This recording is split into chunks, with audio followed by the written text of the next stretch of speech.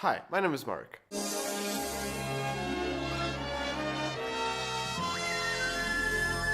I was giving a guitar lesson the other day, which if you stay till the end of the video, you can get a free Skype lesson and discounts on future lessons. Please stay tuned. Do I feel like a sellout? Sure. But yeah, I was giving a guitar lesson and I don't really remember what I was teaching. But it had something to do with a solo that had some crazy lick. And I said to my student, Okay, just try to play it slowly, and then let's try to work out the most comfortable way for you to play it. and I could have just said, Okay, you can do, I don't know, you could do economy picking, and then start at 50 BPM, and then go slightly higher each time. but here's the thing I noticed. All of us don't have the same technique and don't use the same techniques. Really? This is kind of the Guthrie Govan approach. If you do things slowly and just try to build it up without making it a real practice with a metronome or something like it, your body will find the most comfortable way to play it. And I completely agree. And I kinda talk about it in my The Greatest Speaking Technique, at least for me, video that you can check out in the cards. Oh, well, what if I said, well, if you... Yeah. And as I was saying, I really like that approach. On one side, most students don't really like to spend that much time practicing. I mean, sure, they may like playing a lot, but playing a lot doesn't mean practicing a lot. Playing a lot makes you get better at certain things, but it doesn't really help out that much in some other things. And again, the almighty master Guthrie Govan talks about this too. The best way you can practice stuff is when playing live and playing with other people. If you want to put on a good show and play the songs right, you gotta practice them.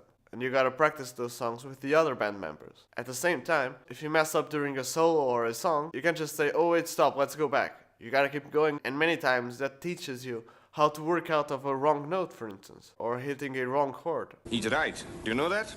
But with this, we get to the main point of the video. Finally! Which is, should you just play and adapt, or should you force techniques into your playing?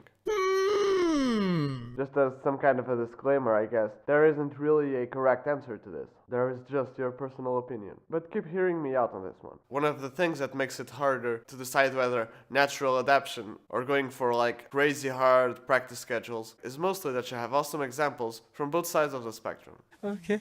You have, of course, the Guthrie Govan on the natural adaptation side of things, and you have, for instance, Nick Johnston, who has stated in multiple interviews that because he's a lefty and he plays with a right-handed guitar, he feels that his stronger hand is the fingering hand and not the picking hand. That made him adapt differently to different exercises and scales and positions that completely changed his style. The same thing for Marty Friedman, for instance. Even though he's most renowned for his outside bands and most laughed at for his crazy picking technique, his weird picking hand determines many licks that it's not like only Marty can play them, but it makes it really easy for Marty to play them. And that picking technique that at first glance may seem kind of freakish is definitely a big part of a sound. While on the other hand, you have guys like Steve Morse and John Petrucci, who have these crazy cross-picking and alternate picking superpowers that weren't really natural to them. They've stated multiple times that they've had to practice that. For instance, Michelangelo Badio, who, again, is kind of more renowned for playing four-necked guitars and two-necked guitars at the same time.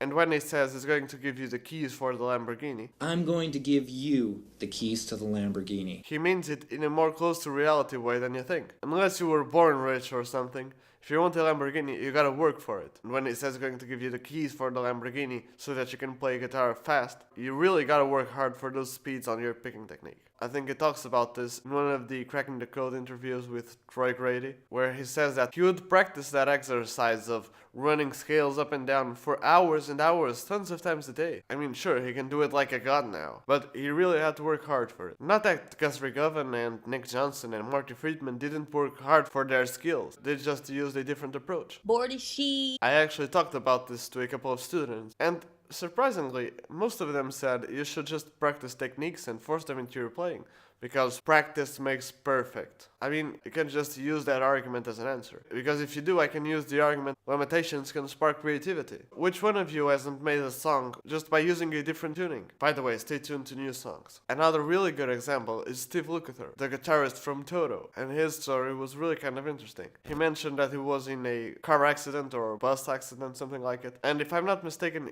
he was hurt on his picking hand, his right hand, and his doctor said, well, there's the procedure, but you may be unable to play guitar. So he was like, nope, no way. Oh, hell no! and he started to work out ideas to still keep playing guitar, but not forcing his picking hand into pain. As I said before, trying to say which method is the correct one isn't really something that's possible.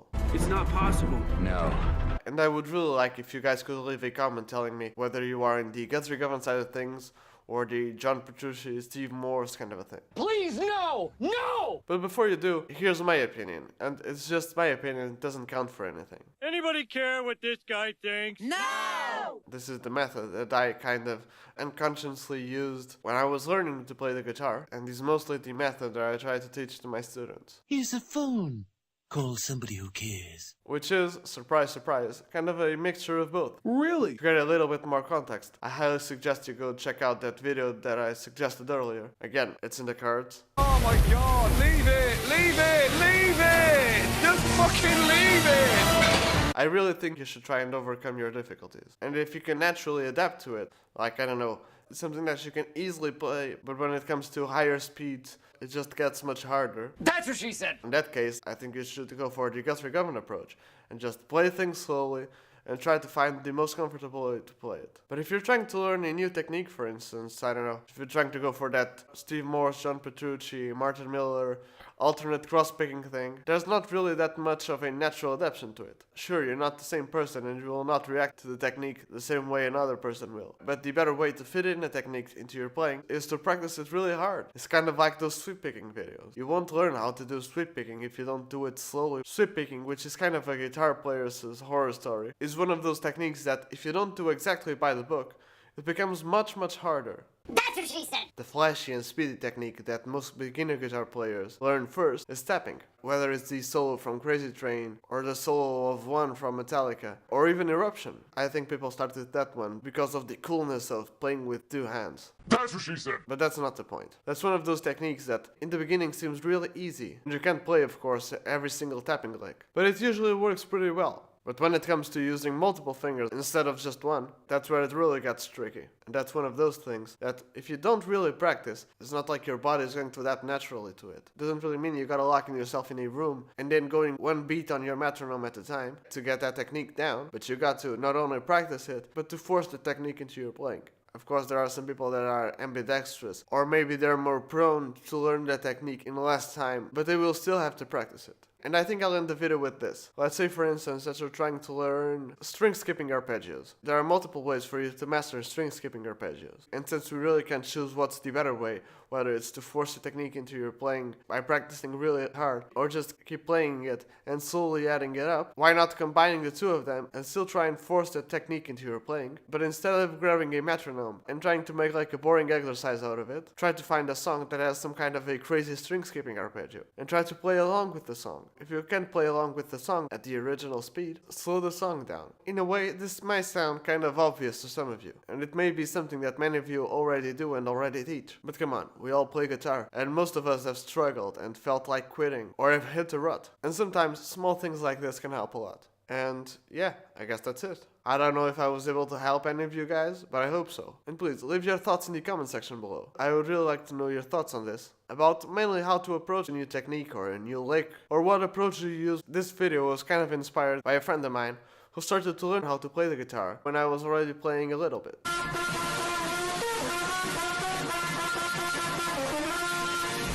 He was trying to learn a Scorpions song called Still Loving You, and he was saying, That song was kind of hard and I had to move my fingers a lot, so I shifted bass notes with my thumb instead of changing chord shapes. and at first I was like, Bro, come on. Just practice the damn thing. Don't use your thumb if you don't need to. and he was like, Yeah, but I can play it anyways, so why should I change? and at the time I probably gave an answer like, well yeah, using your thumb and trying to find new ways to play is good, but you gotta get proficient at the regular way of playing before you start to add stuff to it. Take in mind this was a couple of years ago, and I wasn't really such a good teacher back then, but it kinda fits into the subject. He was struggling, and then he naturally adapted to using his thumb, which again has advantages or disadvantages, I don't know. But yeah, leave your thoughts below, as always, and like I mentioned before, I'm giving away free Skype lessons, and anyone can enter. All you have to do to win one free one-on-one Skype lesson and discounts on future lessons is to subscribe to my channel, turn on the notifications, like my Facebook page, and then follow me on Instagram. I have links for all of those in the description. After that, DM me on one of the social media with screenshots, proving that you did everything mentioned before. Shut up! And yeah, I guess that's it. Again, thank you so very much for watching. Consider subscribing, and cheers.